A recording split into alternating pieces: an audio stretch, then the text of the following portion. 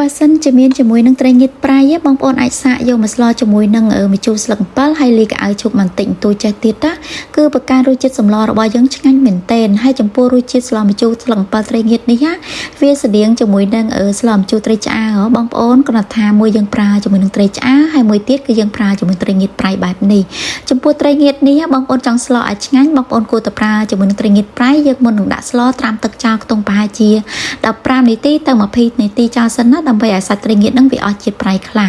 ចាតោះឥឡូវងាកទៅមើលការធ្វើជាមួយខ្ញុំទាំងអស់គ្នា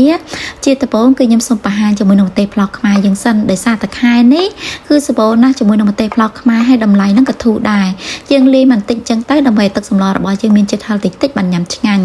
ចំណែកឯផ្នែកសាច់ត្រីគឺខ្ញុំប្រើជាមួយត្រីងៀតប្រៃខ្ញុំត្រាំទឹកចោលខ្ទង់20នាទីដើម្បីឲ្យវាអស់ជាតិប្រៃខ្លះ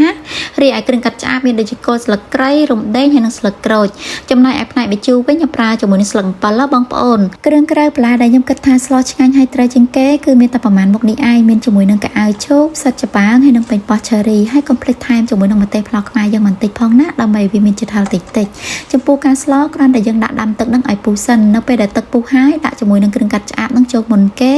បងប្រហុកចូលហើយនឹងត្រីងៀតនឹងដាក់ចូលរីឯគ្រឿងក្រៅដែលខ្ញុំត្រូវផ្សំចូលនេះគឺខ្ញុំអត់សូវដាក់ឲ្យច្រើនពេកទេបងប្អូនដោយសារតែសាច់ត្រីងៀតនឹងវាមានជាតិប្រៃខ្លះអញ្ចឹងហើយខ្ញុំដាក់មួយមុខបន្តិចមានដូចជាអំបិលប៊ីចេងម្សៅស៊ុបហើយនិងស្ករបន្តិចនៅពេលដែលដាក់ត្រីងៀតចូលគឺខ្ញុំទុកប្រហែលជា20នាទីទុកឲ្យវាចេញជាតិប្រៃមកអស់សិនណាបានខ្ញុំភ្លក់មើលរសជាតិតាមក្រោយបើសិនជាស្ទើរអីចាំយើងថែមតតាមក្រោយទៀតបានណាបងប្អូនចាបន្ទាប់ពីខ្ញុំដាក់ត្រីងៀតនេះគ្រប់រយៈពេល20នាទីហើយគឺវាចេញជាតិមកបានល្អមែនទែនហើយសម្រាប់រសជាតិហ្នឹងណាគឺមកល្មមហ្មងអញ្ចឹងហើយខ្ញុំដាក់បន្លែចូលមានជាមួយនឹងកៅអៅឈូកហើយនឹងផ្សិតច្បាងចំណែកឯម្ជូរនេះវិញខ្ញុំប្រើជាមួយនឹងម្ជូរស្លឹកអំពិលបងប្អូនបើសិនជាបងប្អូនអត់មានជាមួយនឹងស្លឹកអំពិលទេអាចប្រើជាមួយនឹងម្ជូរអំពិលទុំហ្នឹងគឺបានដូចគ្នាដោយសារតែស្លឹកអំពិលពេលដែលយើងបង់ចូលជាមួយនឹងជាប្រភេទស្លអញ្ចឹងគឺត្រូវមែនទែនហើយរសជាតិនេះគឺយើងស្លធ្វើម៉េចឲ្យបែបរីងជូរជ្រះបន្តិចមកណាបានញ៉ាំឆ្ងាញ់ហើយចំពោះស្លម្ជូរពេលដែលយើងស្លឲ្យក្តៅៗអញ្ចឹងយើងដួសមកញ៉ាំក្តៅហត់ទៅគឺឆ្ងាញ់ណាស់បងប្អូនហើយជាពិសេសបើសិនជាបងប្អូនខ្លះក៏មានអារម្មណ៍ថាថ្ងៃហ្នឹងដូចជាសាបមាត់សាបកអី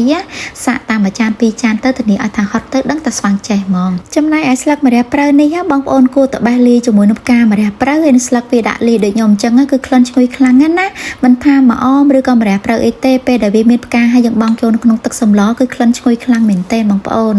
ចាពេលដែលខ្ញុំបង់ចូលជាមួយនឹងម្រះព្រៅហើយគឺខ្ញុំអត់ទុកវាឲ្យពុះទេដោយសារតែកាលណាបើសិនយើងទុកវាឲ្យពុះយូរពេកធ្វើឲ្យស្លឹកម្រះព្រៅនេះវាទៅជាស្លោកគឺឃើញពណ៌អត់សូវស្អាតទេណាចាចំពោះរសជាតិសម្លម្ជូរនេះដូចខ្ញុំបញ្ជាក់បងប្អូនអញ្ចឹងគឺយើងស្លបែបរាងជូរជ្រះបន្តិចមកហើយចាផុកបន្តិចបន្តួចទៀតគឺឆ្ងាញ់មែនទែនគឺយើងញ៉ាំក្តៅចាចំពោះមួយមុខនេះបើសិនជាបងប្អូនខ្លះក៏ចូលចិត្តញ៉ាំជាប្រភេទសម្លម្ជូរដូចខ្ញុំអញ្ចឹងកុំភ្លេចសាកធ្វើជើងគ្រួសារខ្ញុំផងណាដោយសារតែរសជាតិក៏ឆ្ងាញ់រីឯការធ្វើនឹងក៏ងាយស្រួលទៀតចាសម្រាប់ការបង្ហាញមុខម្ហូបរបស់ខ្ញុំថ្ងៃនេះគឺមានការបង្ហាញតែប៉ុណ្្នឹងទេ